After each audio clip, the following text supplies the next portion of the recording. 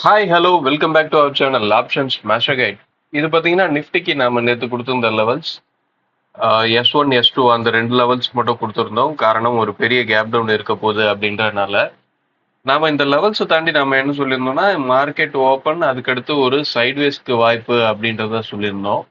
அந்த சைட்வேஸ்க்கு உண்டான ப்ராபபிலிட்டி எதை பேஸ் பண்ணி சொல்லியிருந்தோம் அப்படின்னா மார்க்கெட் கிட்டத்தட்ட 700 பாயிண்ட் கேப் டவுன் அப்படின்ற மாதிரி காமிக்குது. அந்த 700 பாயிண்ட் அப்படின்றது ப்ரீவியஸ் டே க்ளோசிங்கில் 700 பாயிண்ட் ஐடிஎம்மாக இருந்த ஸ்ட்ரைக்கை 700 பாயிண்ட் ஓடிஎம்மாக இருக்கிற ஸ்ட்ரைக் வின் பண்ணணும். அது வின் பண்ண முடியாது, அதனால ஒரு சைட்வேஸ் அப்படின்ற மாதிரி தான் நாம் சொல்லியிருந்தோம். அந்த லாஜிக்கை யூஸ் பண்ணி தான். ஆனால் மார்க்கெட் பார்த்தீங்கன்னா நேற்று கேப் டவுன் கிட்டத்தட்ட 1100 பாயிண்ட்டுக்கும் அதிகமாக கேப் டவுன் ஆயிடுச்சு, 5%. இப்படி இருக்க பட்சத்தில் ஒரு சின்ன பவுன்ஸ் பேக் வந்திருக்கு.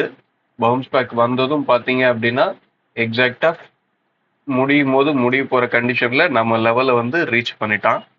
ஓப்பன் ப்ரைஸை பிரேக் பண்ணி கீழே போகவே இல்லை.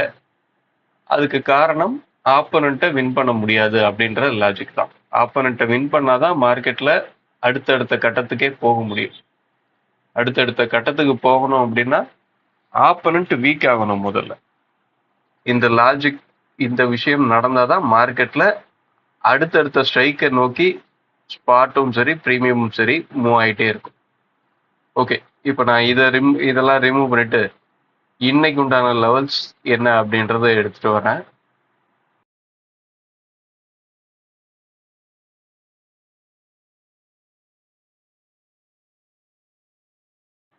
ஓகே, இன்னைக்கு உண்டான லெவல்ஸ் 22,685, 22,440, 21,884, 21,614.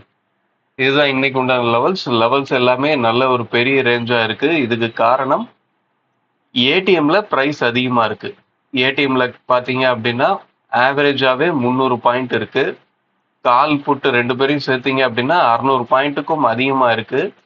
இந்த 600 பாயிண்ட் நாளைக்கு நமக்கு எக்ஸ்பைரி, நாளைக்கு சாயந்தரம் 600 பாயிண்ட்டும் 0 ஆகணும்.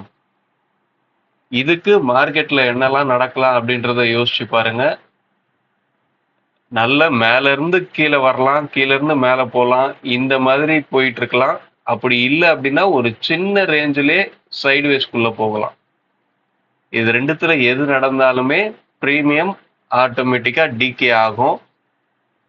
டிகே ஆகிற பட்சத்துல நாளைக்கு எக்ஸ்பைரிக்கு ஈஸியாகும் இருக்கும். இன்னைக்கு ஏடிஎம்ல இருக்க பிரைஸ் லைவ் மார்க்கெட்ல இன்க்ரீஸ் ஆகுதா டிக்ரீஸ் ஆகுதா அப்படின்றத வாட்ச் பண்ணுங்க. ப்ரீமியம் டிக்ரீஸ் ஆகுது அப்படின்ற பட்சத்துல மார்க்கெட்ல மூவ்மெண்ட் மெதுவா இருக்கும். ஒரு கிளியரா ஸ்லோவா ஸ்டடியா மார்க்கெட் மூவ் ஆயிட்டு இருக்கும். அதே நேரத்தில் ப்ரீமியம் இன்க்ரீஸ் ஆச்சு அப்படின்னா மார்க்கெட்ல இந்த மாதிரியான வேகம் கிடைக்கும். ஒரு ப்ரீமியம் எப்போ ஏடிஎம் ப்ரைஸ்ல இன்க்ரீஸ் ஆகும் அப்படின்ற லாஜிக்கை புரிஞ்சுக்கோங்க. எப்போ அப்படின்னா கால் புட் அப்படின்னு சொல்லி ரெண்டு சைடு இருக்கு. இந்த ரெண்டு சைட்லயுமே ஒருத்தனுக்கு புது ஹை வரும்போது இன்னொருத்தனுக்கு புது லோ வரணும். இப்போ புட்டுக்கு புது ஹை வருது அப்படின்னா காலுக்கு புது லோ வரணும்.